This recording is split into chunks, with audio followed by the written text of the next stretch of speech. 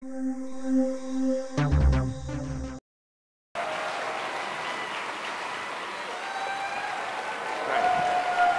you said, what's the difference? I said, you write for me. Tell him. Okay. Thank you. Thank you, Ari. Actually, when Ari said I was a supporter of net neutrality, and I said, well, I'm an advocate, before I said, you write for a magazine, he said, what's the difference? And then I said, you write for a magazine? Netroots Nation 2011, welcome to Minnesota. This is the state that sent Hubert Humphrey, the middle-class son of a pharmacist, to the U.S. Senate, where he cheerfully waged and usually won great battles in the name of the young and the old and the poor and the vulnerable, the oppressed and the disenfranchised.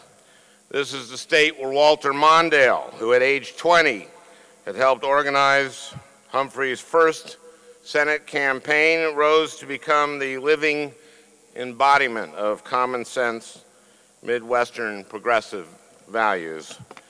And this is the age where Paul Wellstone,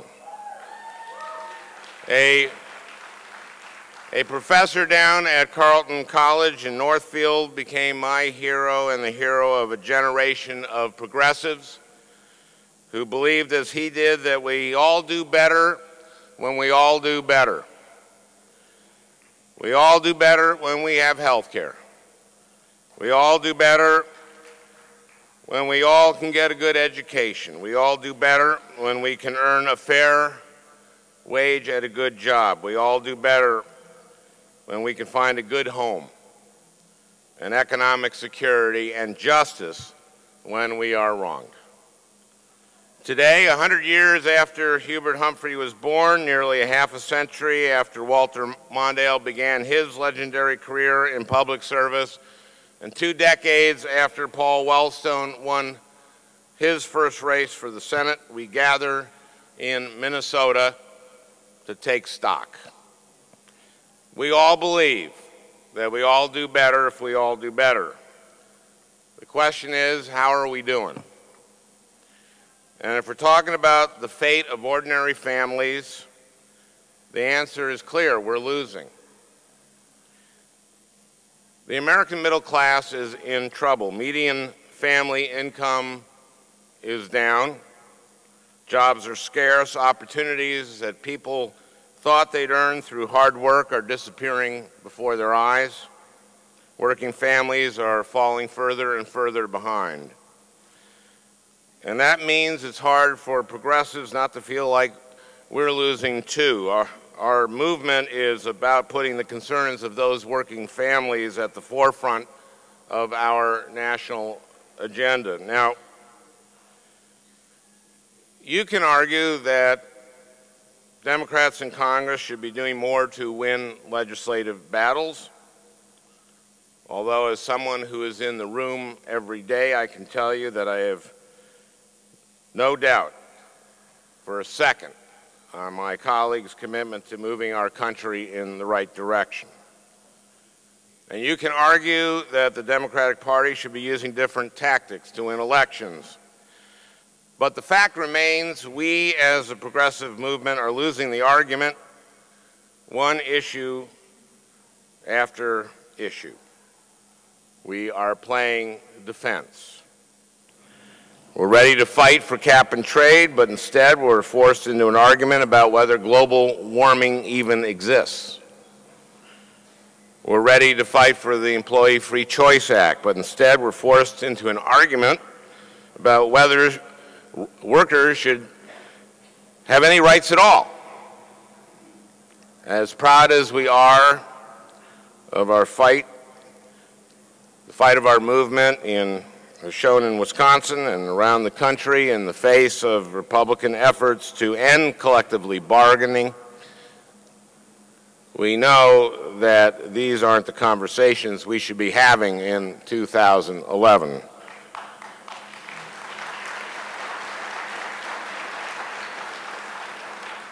And instead of a debate about what the government should be doing to help the struggling middle class, we're having a debate about what parts of the social safety net we should sacrifice in order to preserve and extend giveaways to the wealthiest few and to the well-connected corporations. We can urge Democrats in Congress to stand stronger when Republicans hold our government hostage. We can urge each other to work harder to win elections, and you won't hear any disagreement from me on either count. But if we are going to win these fights, we have to start by reclaiming the upper hand in the argument over what our country should be about. And I want to suggest that conservatives might just have given us the playbook. For decades, their argument against progressive policies hasn't just been about the substance of our ideas, but about the scope of our vision. They call us radicals. They say we want to do too much, too fast. They accuse us of wanting to remake the fundamental fabric of American society as if we're proposing to rip a few dozen stars off of the flag. They understand that Americans don't like radical change. We have and love our country. We are rightfully proud of its traditions. We revere our past. And it's easy to offer people a return to the good old days when the economy was growing and everyone was optimistic and we went to bed at night secure in the knowledge that our kids would have better opportunities than we did. What conservatives miss when they talk about those good old days, of course, is that they were good for a reason. Some of you may have heard me talk about my childhood here in Minnesota. My dad never graduated high school. He was a printing salesman. We lived in a 2-bedroom, 1-bath house in St. Louis Park, Minnesota. Me, my mom, my dad, my brother. We were by no means rich, but we felt secure. I felt like the luckiest kid in the world, and I was. I was growing up middle class in a time when growing up middle class in America meant that there would be jobs for my parents, good schools for me to prepare myself for a career, and if I worked hard and played by the rules, a chance for me to do anything I wanted, including being a comedy writer and a senator.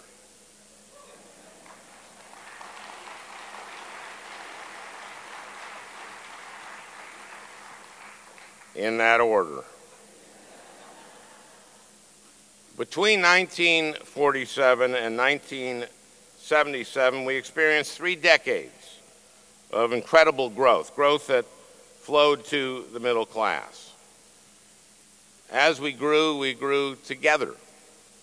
Everyone benefited. Income for the top 1/5 of Americans grew by 99% during that period. And income of those in the bottom 1/5 rose by 116%. I know that's hard to believe. The wages of the bottom 1/5 grew more than the wages of the top 1/5. Really, that happened.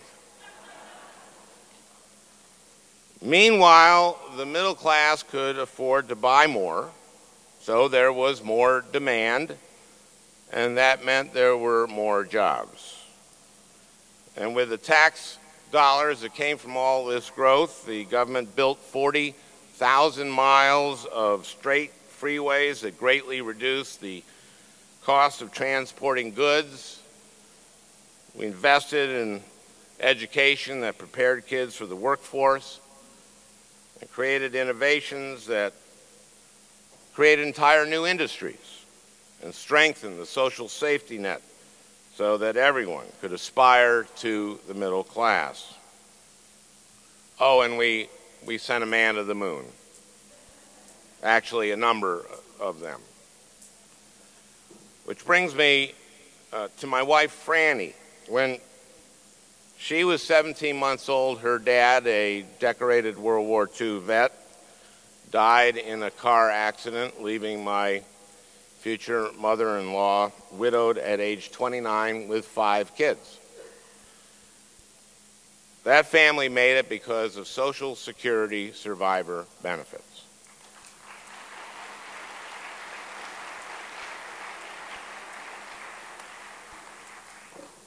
Every single one of the 4 girls in Franny's family went to college thanks to Pell Grants and other scholarships. My brother-in-law Neil went into the Coast Guard, where he became an electrical engineer. My mother-in-law got herself a $300 GI loan to fix her roof and instead used the money to go to the University of Maine.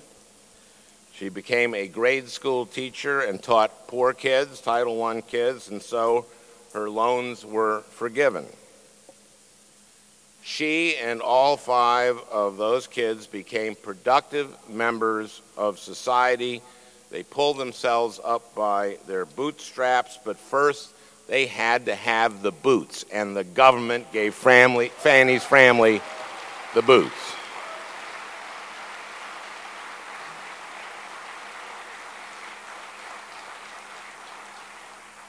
These are stories about security and opportunity.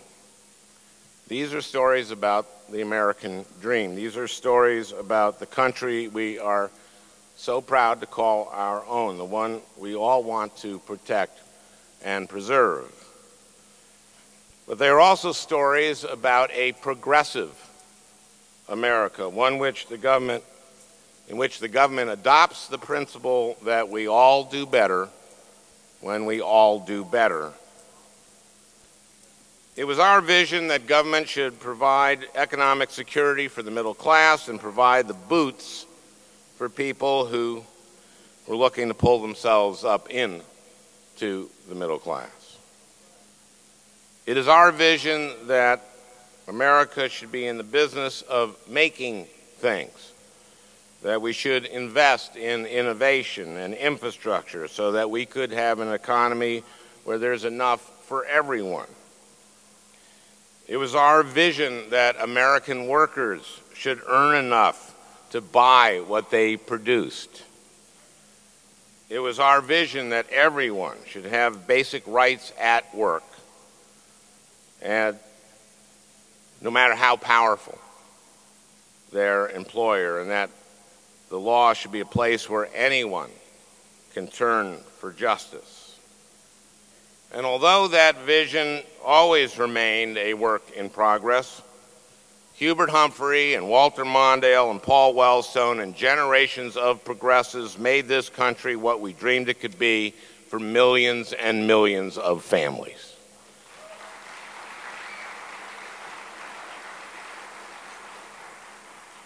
And while our vision was broad, the policies we fought for, from the social safety net to workers' rights to investments in our manufacturing sector, were grounded in values that began as progressive but have become simply American.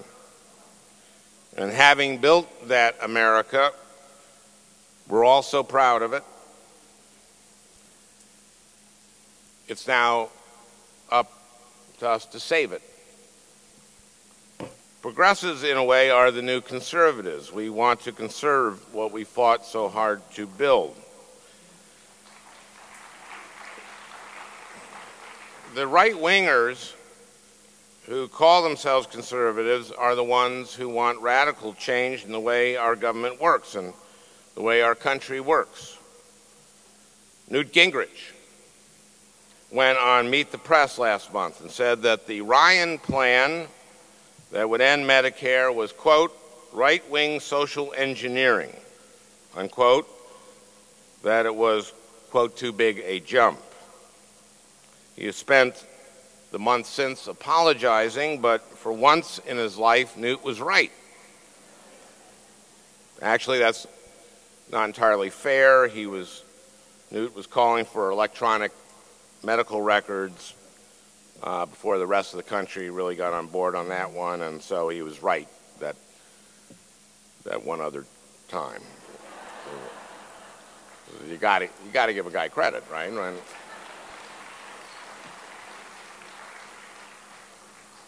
But ending Medicare, like privatizing Social Security, is astonishingly radical.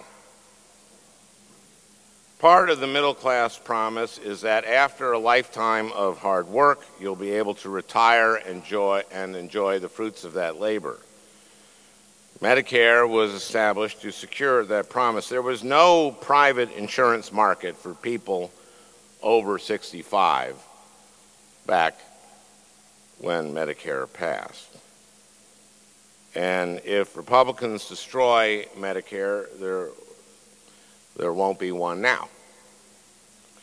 The average Social Security benefit now is $15,000. The average out-of-pocket health care cost for seniors under the Ryan plan, when it kicks in, would be over $12,000 a year. So if Republicans eliminate Medicare, America will become a country in which you can never retire. And once you physically can no longer work, you are desperately poor until you die. That is a radical change to our society.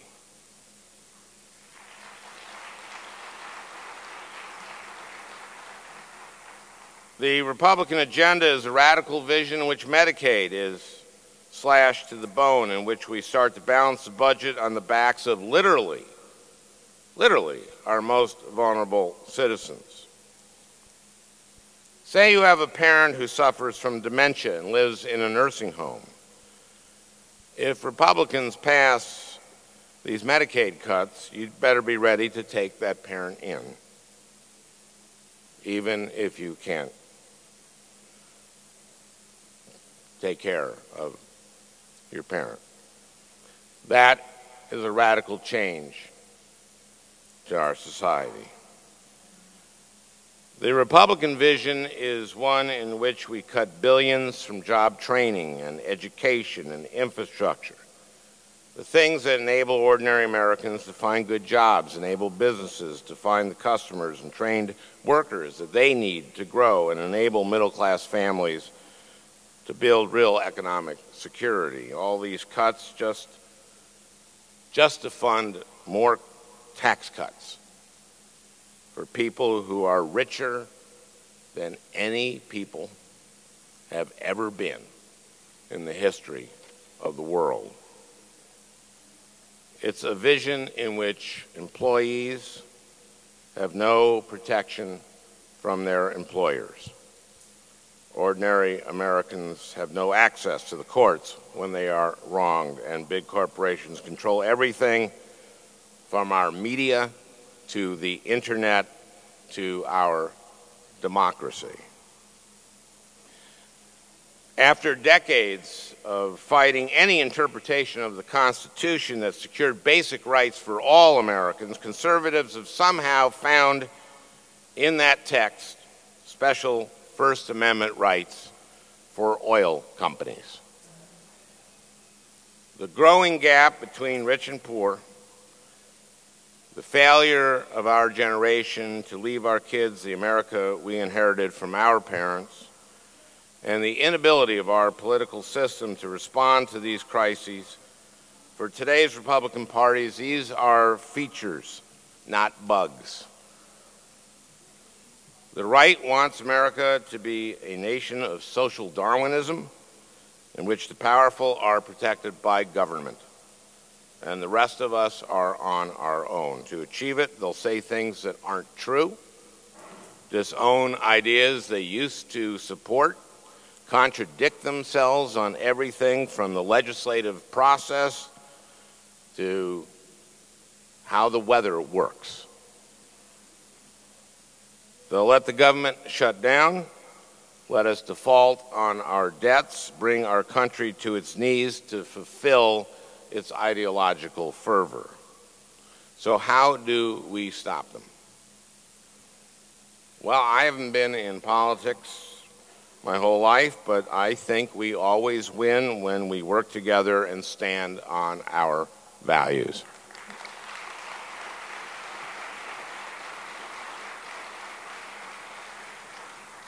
Medicare and Medicaid and investment in infrastructure and in public education and workers' rights and civil rights and equal rights under the laws, these aren't just good progressive ideas, they're examples of traditional American values.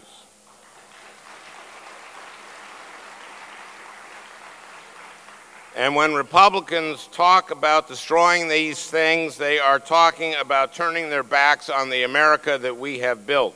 They're talking about ripping apart the fabric of our society. They're talking about a transformation of our country, about undermining our tradition so radically they might as well be tearing stars off the flag.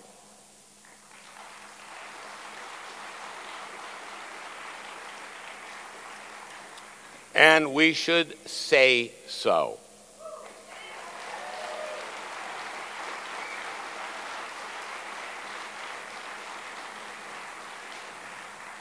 Here in the home of Humphrey and Mondale and Wellstone, I urge you all to stand up for America, for the America that our movement helped to build. Stand up for the principle that we should grow together instead of growing apart. Stand for the principle that we all do better when we all do better. Be proud to stand for Medicare and Medicaid. Be proud to stand with workers. Be proud to stand for a government that invests in America, a legal system that respects the rights of all individuals and the progressive values that we have fought so hard to defend. Be proud of who we are and what we have built. We have a tough fight ahead, but it's one that we have to win. It's not just the Democratic Party that's depending on us, it's the American middle class, and it's the American tradition, one that we helped to create and one that we must now protect. Thank you.